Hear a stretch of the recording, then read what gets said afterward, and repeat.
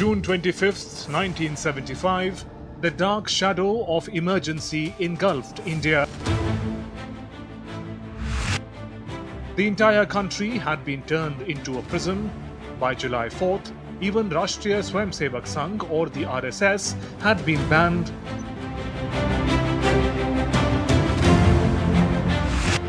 During this time, people of Gujarat rose up against the dictatorship and came out in support of the RSS. Public meetings and rallies began gaining momentum. Playing a key role in organizing these gatherings was a young RSS worker, none other than India's current Prime Minister, Narendra Modi. हम कुछ लोग बैठे हुए थे एक meeting में. नरेंद्र भाई थे, देशमुख जी थे, शंकर सिंह वाघेला थे और मैं था. पांचों को इस ऐसी जिम्मेवारी सौंपी गई थी कि भाई आप लोगों को बाहर रहना है और हमें ये साहित्य का, संगठन का, संघर्ष का, सत्याग्रह का ये सब काम करना है. दुर्भाग्य से मैं सबसे पहले पकड़ा गया. कुछ महीने के बाद शंकर सिंह गए. बाकी रहे देशमुख जी और नरेंद्र भाई. नरेंद्र भाई कभी भी किसी पुलिस में आए नहीं. The way young Narendra Modi carried out his responsibilities with skill and precision did not go unnoticed. Recognizing his capabilities, he was appointed General Secretary of Lok Sangharsh Samiti, a national resistance front formed under leadership of socialist leader Jai Prakash Narayan. Gujarat में कटोकटी के समय संघ के करीब सब जो प्रचारक थे उनके ऊपर तो वारंट था, इसलिए सब लोग साधारणतः भूगर्भ में थे. नरेंद्र भाई भी भूगर्भ में थे.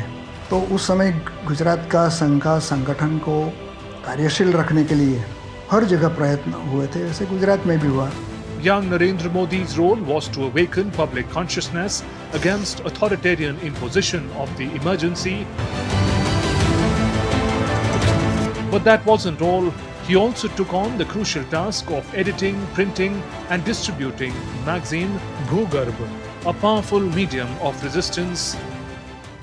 आपातकाल विरोधी सामग्री का वितरण करना है राजस्थान भर में और वो आएगी गुजरात से. जब मैं अहमदाबाद सामग्री लेने गया, जब जो हमारे सह प्रांत प्रचारक थे उन्होंने कहा मोदी जी ये अपने प्रचारक हैं, इनके पास जाओ, ये आपको सामग्री देंगे. तो भूमिगत होकर पूरे देश की सामग्री का मुद्रण माननीय मोदी जी कराते थे अहमदाबाद में और सारी मुद्रित सामग्री में राजस्थान के विभिन्न कोनों में बांटता था.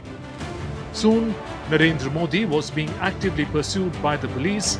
Raids were conducted across the country to apprehend him, but he successfully avoided arrest by disguising himself, sometimes as a sadhu or a saint, at other times as a Sikh. He even went on to assume a new identity, Batuk Bhai, to stay out of reach. मैं घर पे बैठा था तो एक आदमी आया, उसने मुझे ये बोला कि आपको कोई सरदार जी मिलने आए हैं और आरएसएस के शाखा कार्यालय पे खड़े हैं. मैंने उनको बोला कि भाई मैं आप सरदार जी के बेस में और मैं आपको पहचानता भी नहीं हूँ. तो उसने जो आरएसएस की जो शाखा में जो प्रार्थना गाते हैं, नमस्ते सदा वत्सले मातृभूमि, वो पूरी प्रार्थना उन्होंने मुझे गा के सुनाई. और उन्होंने फिर बोला कि मैं सिरूमल भाई के परिवार को मिलने आया हूँ, क्योंकि सिरूमल भाई जो हमारे शाखा कार्यवाहक थे वो जूनागढ़ जेल में थे. उनके साथ मैंने उनका परिचय करवाया. तो उस टाइम उन्होंने वहाँ खाना भी खाया और उनको 700 रुपया भी भरण पोषण के लिए दिया. During emergency, thousands of RSS workers were jailed. Their families faced severe financial hardship. Many households were in a state of utter distress. Quietly, young Narendra arranged financial assistance for these families without hurting their dignity or self-respect. 200 से ज्यादा वहाँ लोग थे हमारे कार्यकर्ता. तो वो तो आ गए मिलने के लिए. किसी प्रकार से नरेंद्र भाई आ गए. बीच की जेल की जो ऑफिस है, 1 घंटे तक सभी से बात की और फिर निकल गए. तो किसी को पता भी नहीं चला कि ये नरेंद्र मोदी थे. Eventually, the long struggle against the emergency bore fruit. Democracy prevailed.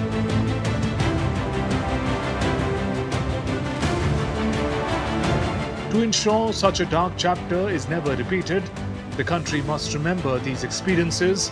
That's why Narendra Modi documented them in Gujarati under the title Sangharsh Ma Gujarat, which means Gujarat in struggle.